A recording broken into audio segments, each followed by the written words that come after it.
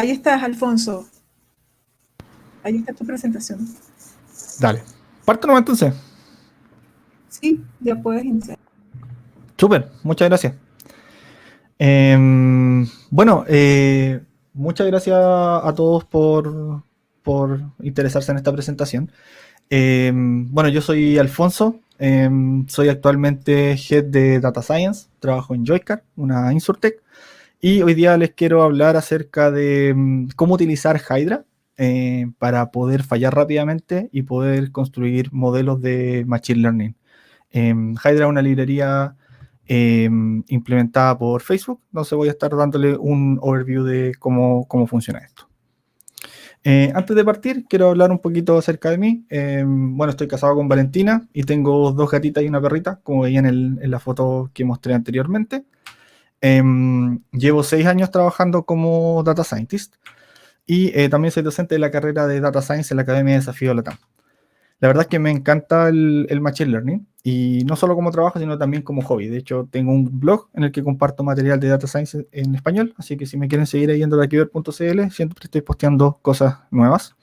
El año pasado gané el desafío Itaú Binario, que fue una competencia de Machine Learning que organizó el Banco Itaú, en el cual se pedía recomendar un producto para sus clientes. Y la verdad es que de todo lo que les voy a hablar hoy, no ocupé nada durante esa competencia. De hecho, yo creo que todo lo que aprendí para usar este tipo de frameworks, lo aprendí desde esa competencia, porque el hecho de no ser ordenado y de no tener scripts de experimentación en orden, me costó bastante caro. Estuve a punto, de hecho, de no quedar como de los finalistas. Entonces, ahí entendí de que cuando uno está en la etapa de experimentación, de cómo crear un modelo efectivo que ojalá uno quiere llevar a producción, necesita ser ordenado y llevar registro de todas las cosas que uno ha probado y las que todavía faltan por probar. Un poco de las expectativas de la charla. Hoy día vamos a aprender cómo utilizar Hydra, que, como les dije, un framework de Facebook para generar scripts de configuraciones complejas. Se puede utilizar para varias cosas. Este caso va aplicado a cómo generar muchos modelos de Machine Learning de manera ordenada. La gracia es poder generar scripts de experimentación que nos permitan encontrar el modelo óptimo que yo quiero llevar a producción, y ojalá podamos reutilizar la mayor cantidad de código posible para no tener que duplicar. Lo que no vamos a aprender hoy día, bueno, qué es Machine Learning y lo que es un archivo YAML, que es un archivo de configuración que vamos a utilizar. Sería súper bueno también que supieran qué significa tener un modelo en scikit-learn y que entendieran conceptos básicos como lo que es el preprocesamiento, el cross-validation, hiperparámetros, entre otros. No vamos a ver cómo elegir el mejor modelo, ni cómo ponerlo en producción. Y por sobre todo no vamos a evitar el código. Vamos a utilizar harto código, pero como les dije, la idea es poder reutilizarlo. En todo caso, si hay alguna de estas cosas que ustedes no manejan, bueno, después voy a estar ahí atento al Discord para poder ayudarlo en todas las dudas que ustedes puedan tener. ¿Ya? Entonces, comencemos con eso. Cuando yo empiezo a entrenar un modelo de Machine Learning, la verdad es que es como una odisea. Es algo bien desordenado, caótico. Básicamente yo tengo que probar todas las combinaciones posibles que se me puedan ocurrir, ¿ya? Y normalmente uno no sabe por qué un modelo funciona, por qué un modelo no funciona, por qué predice bien, por qué predice mal. Y en mi opinión, todo esto se puede resumir en lo que se llama el afinamiento de hiperparámetros. El afinamiento de hiperparámetros, en palabras simples, puede ser como todas las configuraciones que nosotros tenemos que darle a un modelo, que el modelo no puede aprender por sí mismo, sino que el modelador tiene que entregárselo. Entre eso, en mi opinión, está, bueno, el algoritmo que va a utilizar. No es lo mismo una regresión logística que un gradient boosting. El set de datos con el que se va a entrenar. Normalmente las variables que entran al modelo se eligen por algún proceso de selección de variables. Y el set de hiperparámetros que cada algoritmo requiere. Una regresión logística, por ejemplo, tiene un parámetro de regularización C, un gradient boosting tiene, no sé, el número de estimadores, el learning rate, etcétera, etcétera.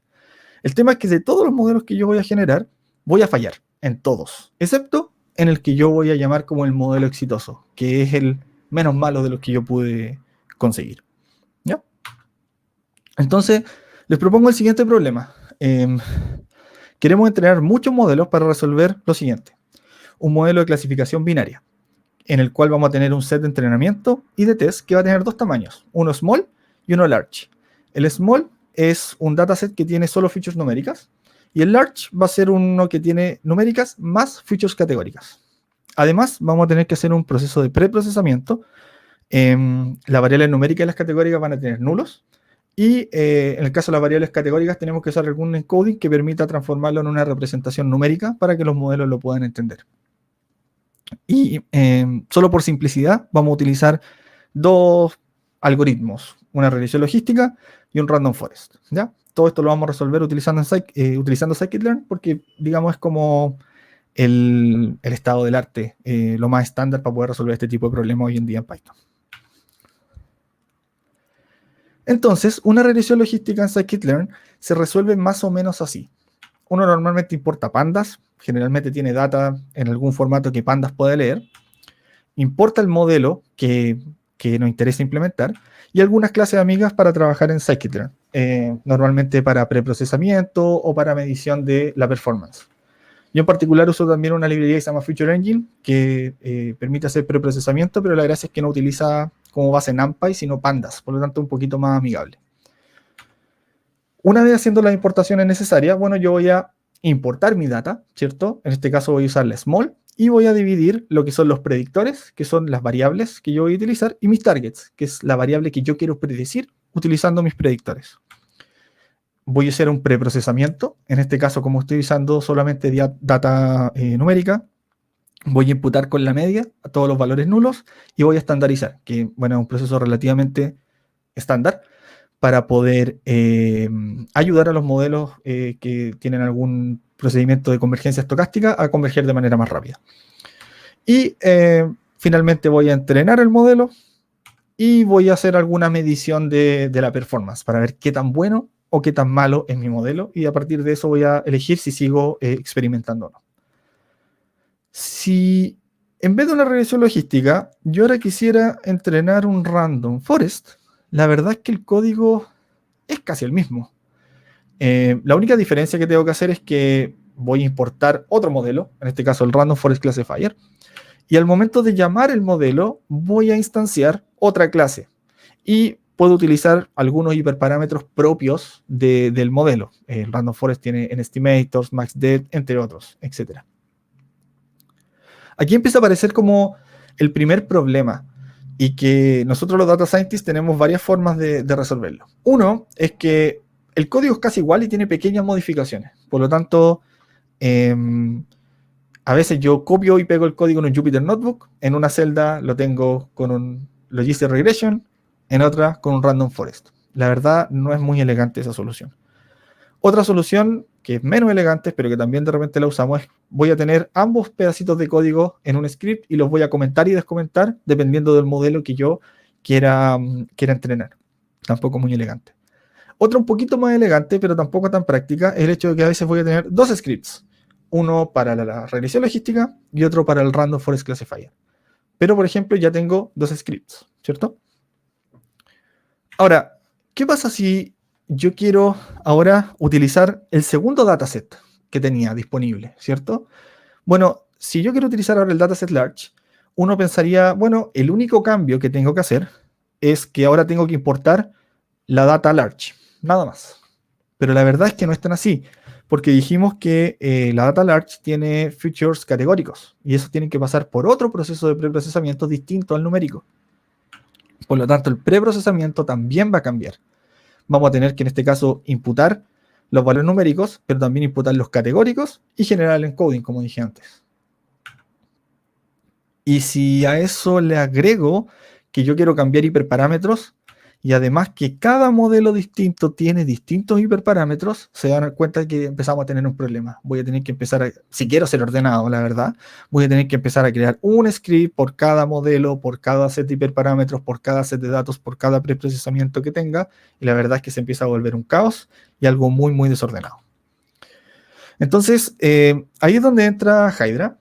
Hydra, como les decía, es un framework desarrollado por Facebook que va a permitir instanciar clases, invocar funciones y llamar parámetros a partir de un archivo de configuración, y permite cambiar el código de manera muy rápida. Otra de las ventajas que tiene Hydra es que todos los outputs de mi código se van a ir guardando en carpetas apartes, que tienen la fecha y la hora en la que yo ejecuté el proceso. Y además, cada una de las ejecuciones va a almacenar la configuración que yo utilicé. De esa manera yo puedo rastrear qué cosas ya hice y cómo me fue, y qué cosas todavía no he hecho y me falta por experimentar. De esa manera puedo tener de manera muy ordenada todos los experimentos que yo voy realizando y no me pierdo, que fue una de las cosas, por ejemplo, que yo sufrí al momento de hacer muchos modelos en la competencia. Ahora, Hydra lo que hace es que exige, de cierta manera, una carpetita acá, que es esta carpeta conf. Esta carpeta conf va a ser una carpeta de configuración que va a tener un archivo config.yaml. Este config.yaml va a ser un archivo de configuración que se va a ver más o menos así. Este archivo puede tener algunos parámetros que yo puedo ir llamando desde mi script. Entonces, en este caso, yo le di un nombre, le di la ruta de mi data de entrenamiento, de mi data de test y, por ejemplo, un hiperparámetro que es propio de la regresión logística, el parámetro de regularización. Entonces, si ahora yo me voy de nuevo a mi script, voy a tener que empezar a hacer algunos pequeños cambios. El primero es que voy a tener que importar cosas propias de Hydra. Dict-config, Hydra y absolute path, que voy a explicar al tiro para qué sirve. Todo el script que yo les mostré anteriormente, ahora lo voy a tener que envolver dentro de una función. Y esa función tiene que tener como único parámetro un valor que yo le puse CFG, que tiene que ir anotado con un type annotation, como el dict-config, que es lo que nosotros acabamos de importar de OmegaConf. Y además tiene que ir decorado con Hydra main, que esto lo que nos indica es la carpeta en la que nosotros tenemos nuestro archivo de configuración y el nombre de nuestro archivo de configuración.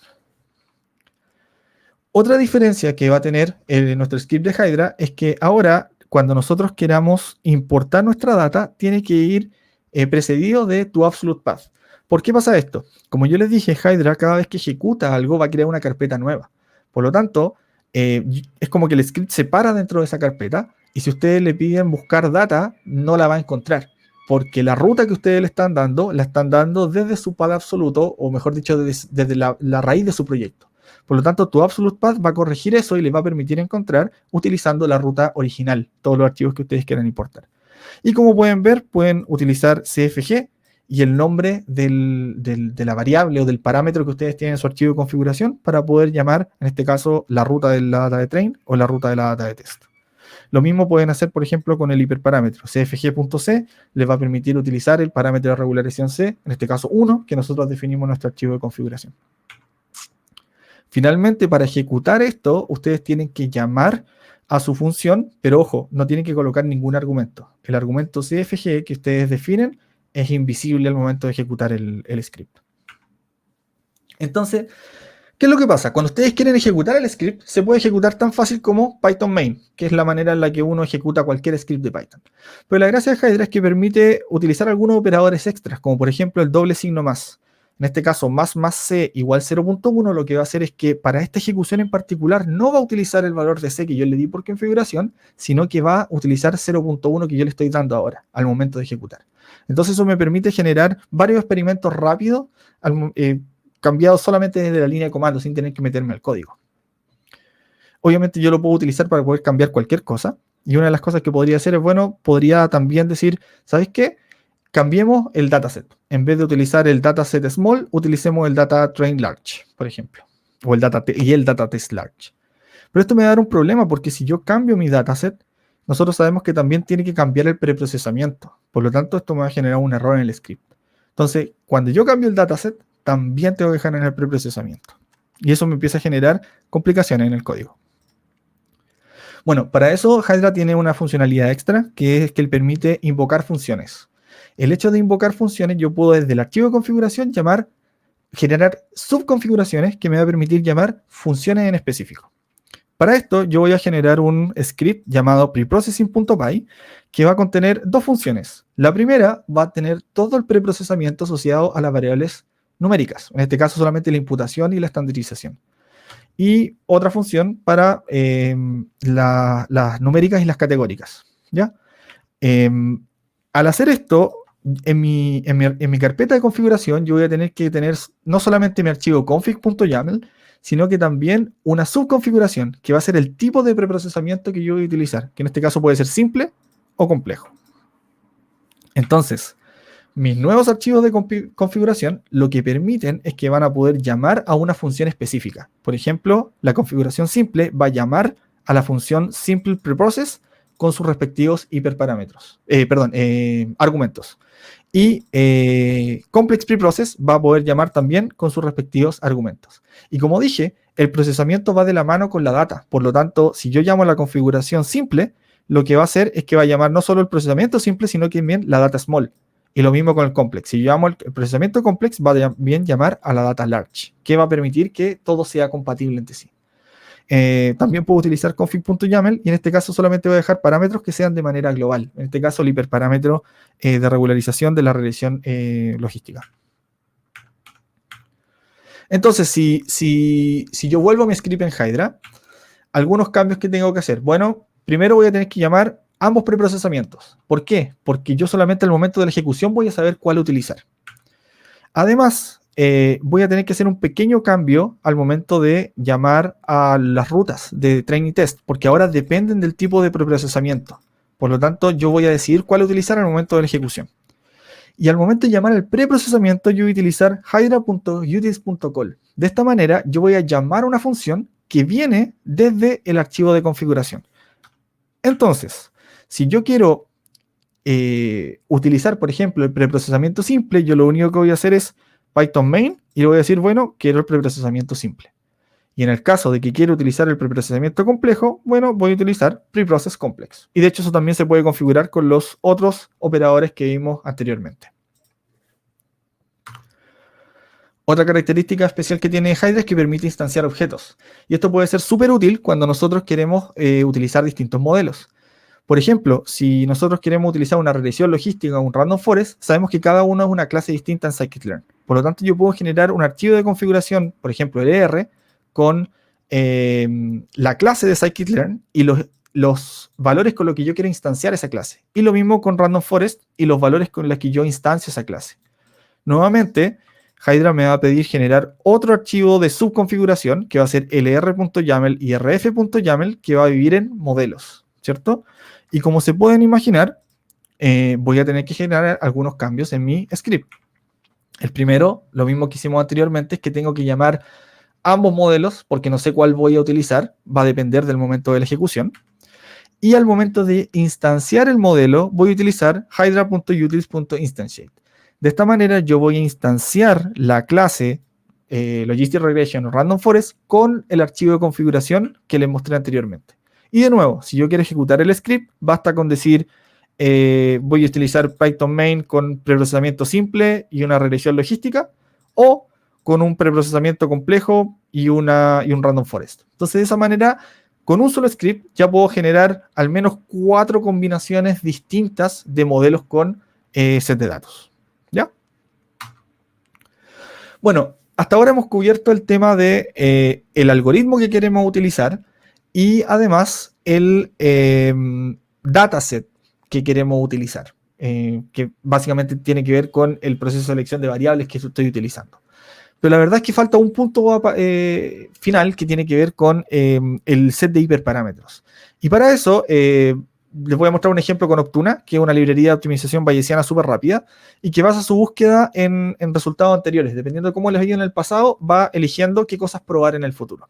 Entonces, esto es súper útil y es súper fácil de implementar. Lo primero, bueno, hay que importar Optuna. Y la manera en la que funciona Optuna es que Optuna... antes de eso, voy a hacer un pequeño cambio en la manera en la que yo voy a llamar mis modelos y mi preprocesamiento. Los modelos van a ser ahora funciones, y voy a explicar al tiro por qué. Y el preprocesamiento va a ser un pelín distinto, también les voy a explicar en un momento por qué. Y ahora sí, Optuna, para poder funcionar, tiene que optimizar una función. Y esta función tiene que tener como único argumento trial, que es el número de pruebas que yo le voy, o las pruebas que va a ir generando el proceso de optimización. Una cosa que hay que fijarse súper bien es que el preprocesamiento y el modelo tienen que incluir trial igual trial dentro de sus argumentos. De otra manera no va a funcionar. Y lo otro importante es que el return de esta función tiene que ser el valor que yo quiero optimizar. En este caso, el accuracy. Entonces, luego yo lo que hago es configurar Optuna y decir, bueno, quiero maximizar el accuracy, que es lo que tengo ahí, y voy a reportar el mejor valor conseguido con los hiperparámetros. Además, esto yo lo voy a realizar por un cierto número de ensayos, que es básicamente la cantidad de modelos que yo quiero entrenar. Como les decía antes, ahora voy a tener que hacer pequeños cambios en mi preprocesamiento y en mis modelos. En el preprocesamiento, esto es básicamente lo mismo que les mostré antes, solo que ahora, por ejemplo, en el método de imputación, yo no voy a agregar un valor, sino que yo voy a agregar una lista de sugerencias que voy haciendo. En este caso pueden ser sugerencias categóricas, en el caso de los modelos pueden ser sugerencias enteras, discretas, logarítmicas. Ahora, esa es la razón por la que yo tuve que hacer un cambio en los modelos, porque como yo no quiero instanciar una clase con un valor fijo, sino que quiero instanciar una clase con un set o un grupo de sugerencias de hiperparámetros. ¿Ya? Entonces, finalmente, para poder ejecutar esto, voy a generar otro archivo o modificar un poquito mi archivo de configuración. La configuración de la regresión logística ya no solo va a tener el valor fijo del parámetro, sino cómo lo quiero variar. Por ejemplo, quiero que vaya desde 0.01 hasta 100, había puesto de manera logarítmica, y que, por ejemplo, tenga o no tenga intercepto. Y el random forest, por ejemplo, que, no sé, el número de estimators vaya de 100 a 600 de 10 en 10, o que el max depth vaya de 1 a 10 de 1 en 1, ¿ya? Y lo mismo con mi archivo de configuración del preprocesamiento. Los valores numéricos, por ejemplo, ahora ya no solamente va a ser la mediana o la media, sino que puede ser cualquiera de los dos. Y en el caso del valor complejo, la imputación categórica también puede ser por moda o creando una categoría extra.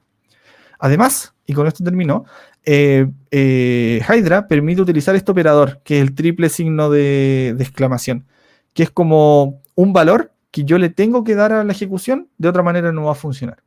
Entonces, ¿qué es lo que pasa? Si yo quiero ejecutar algo así, yo puedo utilizar lo que se llama la ejecución multirun. Entonces yo voy a llamar Python main, que es mi archivo, y le voy a colocar el flag "-m".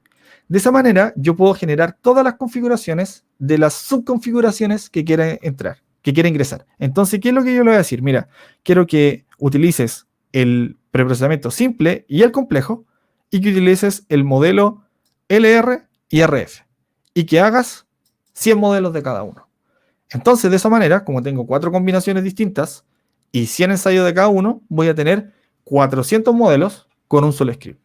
Bueno, uno puede decir, oye, entonces se me va a llenar esto de carpeta. No, la verdad es que no, porque va a depender de cómo uno genere el script, pero en el caso particular que le estoy mostrando yo, uno lo que está haciendo es guardar solamente el mejor de los 100 modelos. Por lo tanto, voy a tener el mejor simple LR, el mejor simple RF, el mejor complex LR y el mejor complex RF. En la práctica, con un solo script, ejecuté 400 modelos, pero solamente estoy guardando los 4 mejores. Y esos 4 mejores podrían ser los que alguno de esos podría ser el que yo, por ejemplo, pasa a producción, o si quiero ponerme un poquito más fancy, hacer algún tipo de ensamble en el futuro con los resultados de eso. Eso era básicamente lo que les quería presentar hoy día. De verdad, muchas gracias. Y los desafío a que me dejen el mejor accuracy que se puede lograr en este problema y cuál es el set de hiperparámetros que lo logra. De hecho, todo el código que utilicé para generar la presentación está en mi GitHub, así que pueden ir a github.com/datacuber-python 2021 y ahí está todo el código. Pueden jugar con él, moverlo, modificarlo y ver si le funciona o no. Así que muchas gracias.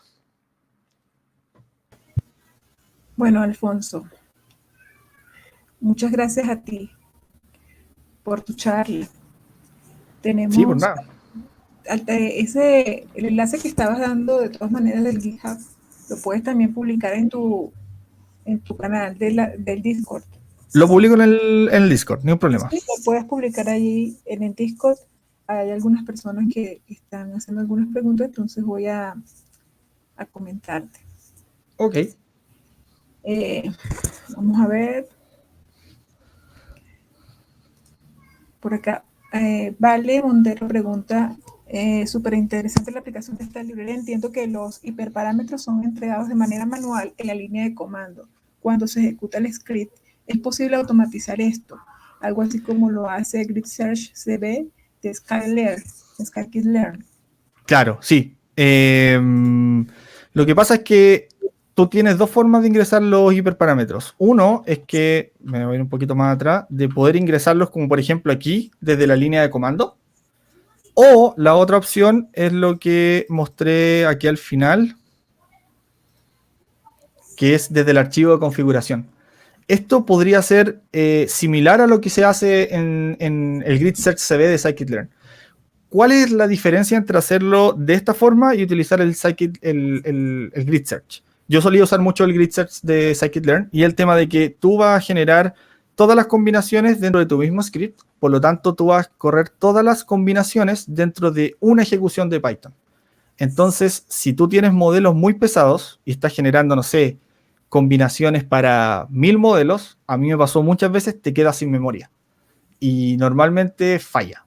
Tu máquina explota, no hay máquina que dé abasto. Cuando tú lo generas de esta manera, tú vas a generar una ejecución independiente para cada uno de los modelos.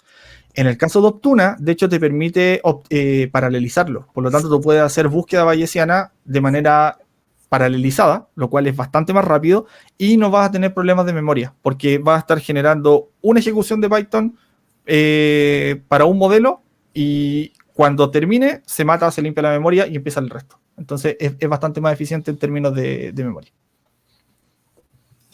Ok, aquí hay otra pregunta también de Vale Montero. Dice, ¿cuánto demora el tuning de hiperparámetros aproximadamente? Depende. Depende de cuánto demora en entrenar tu modelo. Depende de cuántos ensayos quieras hacer. Y depende de cuántos hiperparámetros quieras probar. Cuando tú utilizas, por ejemplo, Grid Search, voy a ir de nuevo al ejemplo anterior, tú vas a tener que multiplicar todos los hiperparámetros que tú vas a probar. Por ejemplo, si estás probando 10 N-estimators, 10 max depth y 10 min samples split, te va a ser 10 por 10 por 10, que son 1000. O sea, va a ser 1000 modelos. Si cada modelo se demora un minuto, te va a demorar 1000 minutos. Cuando tú usas Optuna, la gracia que tienes, uno es que está en paralelo y dos es que tú decides cuántos modelos entrenar. Además, como una búsqueda bayesiana, la gracia que tiene es que es una búsqueda más inteligente. Si es que se da cuenta que siguiendo una cierta ruta no le va tan bien, va a dejar de seguir por esa ruta y va a cambiar de ruta, una búsqueda un poco mejor. Por lo tanto, no te puedo garantizar cuánto se demora, pero sí de que la búsqueda es bastante más eficiente porque está usando Optuna. Ok, acá hay otra pregunta. Dice Cristian, ¿qué crees que le falta al framework o de momento todo te ha funcionado genial? No, le falta. Sí, le falta. A ver, actualmente, bueno, está la versión 1.1, que es la versión como de release, como el release candidate. Es la que ustedes pueden instalar por defecto. Y la estable es la 1.0. La 1.1, la gracia que tiene es que generó sweepers, que es como básicamente lo que les mostré yo con Optuna ahora, la manera de poder generar búsqueda de hiperparámetros de manera automatizada. Tiene varios sweepers, tiene Array, tiene AEX, tiene Optuna de hecho, pero por ejemplo, Optuna tiene varias limitaciones a como la manera en la que la mostré yo. Si bien tú puedes instanciar una búsqueda de hiperparámetros con Optuna de manera un pelín más sencilla, sin tener que implementar esta función de optimización que yo mostré acá, esa, todavía no tiene la flexibilidad que Optuna por sí solo entrega.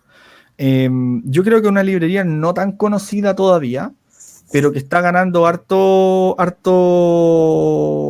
harta visibilidad porque en verdad creo que, bueno, el creador trabaja en Facebook y la creó un poco para combinarla con PyTorch. Entonces, como la idea especialmente las redes neuronales que tienen muchos hiperparámetros, uno quiere tratar de configurar todo y dejar esta cuestión corriendo semanas, ha ganado fuerza por eso. Pero yo creo que todavía, especialmente el tema de los sweepers y de algunas configuraciones extra, le falta un poquito. Eso. Bueno, por acá hay otra pregunta más. De todas maneras, sabes que puedes pasar al canal cuando finalicemos al canal de Discord para que sigas conversando con la gente. Pero aquí está otra pregunta de Vale Montero que dice, ¿solo funciona con modelos de Scikit-Learn?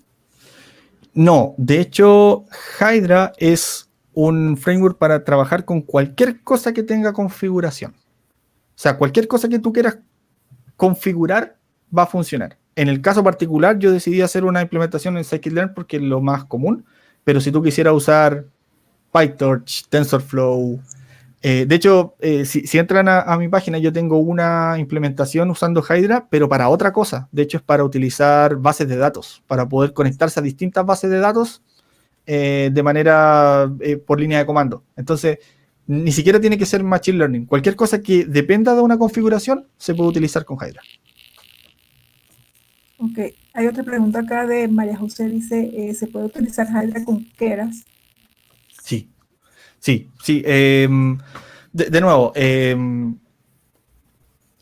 una configuración es básicamente cualquier parámetro que yo le pueda dar a una función o una clase de Python. Por lo tanto, con cualquier librería de Python es compatible. Bueno, la gente está contenta con tu charla. Sí, están escribiendo eso. Ya lo vas a poder ver en el canal de Discord. Ya, pues Muchísimas bueno, gracias. si hay más dudas, yo me voy a quedar ahí conectado y podemos hablar un buen rato. Sí, exacto. Muchas gracias, Alfonso, por tu charla. Y sí, allí le puedes contestar a la gente y seguir interactuando. Ya, pues, Muchas muchas gracias gracias. por estar en la PyCon. Hasta luego. Chao, chao.